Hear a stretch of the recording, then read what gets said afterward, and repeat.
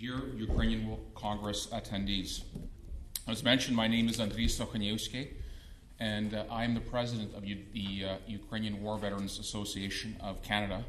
I'm also a volunteer member of the Ukrainian Canadian Congress Toronto Branch Remembrance Committee and a former officer in the Royal Canadian Air Force. I've been asked to make a brief Remembrance Day presentation prior to the moment of silence. 2017 is a special year for anniversaries of significant military operations and sacrifices of our soldiers. This year, we mark the 100th anniversary of three significant World War I battles on the Western European front. One of those battles was the Battle of Passchendaele, which took place in Belgium. 9 Victoria Crosses were awarded to Canadians. However, the price of victory was high. 4,000 Canadians were killed in the span of 2 months.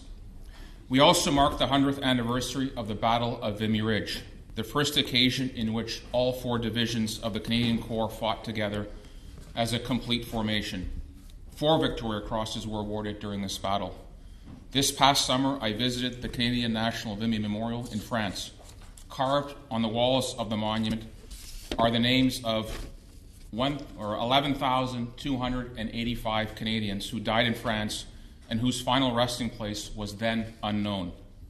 More than 7,000 of these fallen heroes are buried in 30 war cemeteries within 20 kilometers of the Vimy Memorial. Many of the names inscribed on the Vimy monument are distinctly Ukrainian, such as Kostenko, Kuchar, and Kucharuk.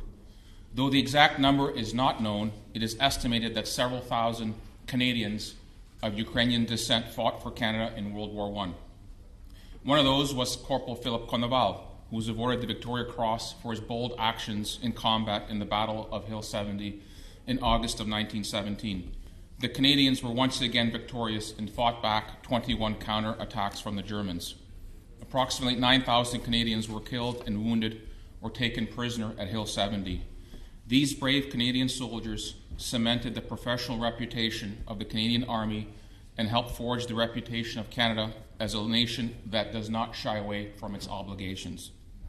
A century ago, almost to the date, in November of 1917, the 1st Brigade of the Ukrainian Sich Riflemen was formed in Kyiv under the leadership of Evgen Konoval and Andy Melnik.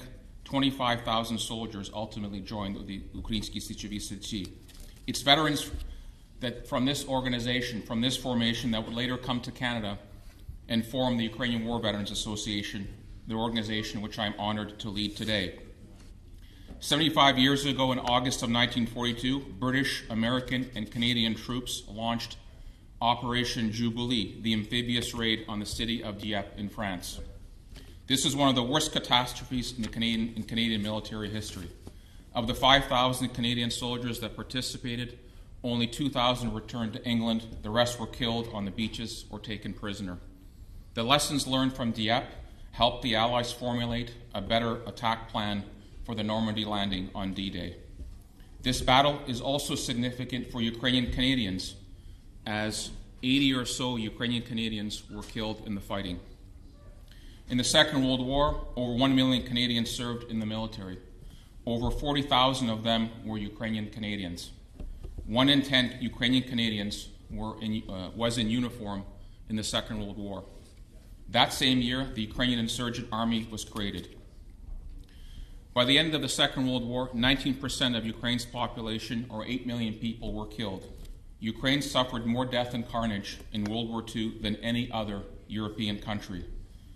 And today, we continue to witness the occupation of Crimea and eastern Ukraine by Russia. Almost 4,000 Ukrainian soldiers have been killed defending their country since the fighting started in 2014. We've also watched the erosion of the rights of the Crimean Tatars and increased violence against them with the occupation in Crimea. Today, Canadian forces have deployed personnel in Central and Eastern Europe as part of NATO assurance measures.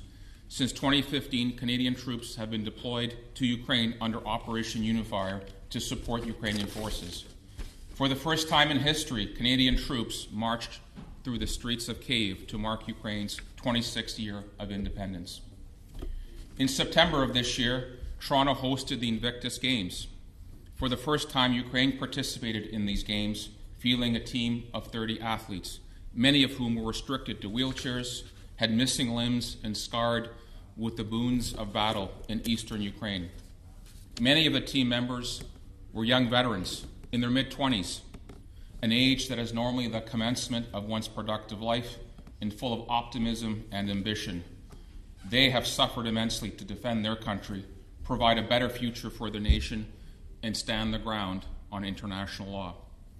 The contribution of our military service members were and continue to be immense. We need to honor them and never forget their sacrifices. Let our presence here today and every year be our eternal commitment to our fallen. Ми пам'ятаємо і ми їх шануємо.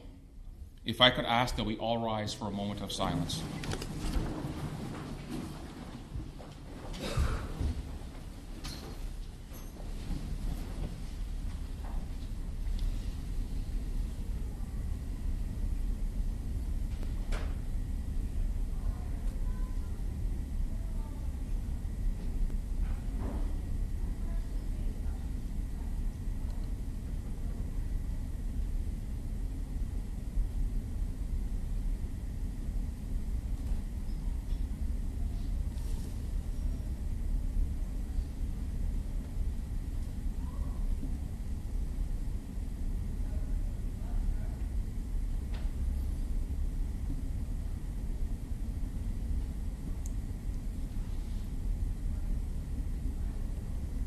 Thank you.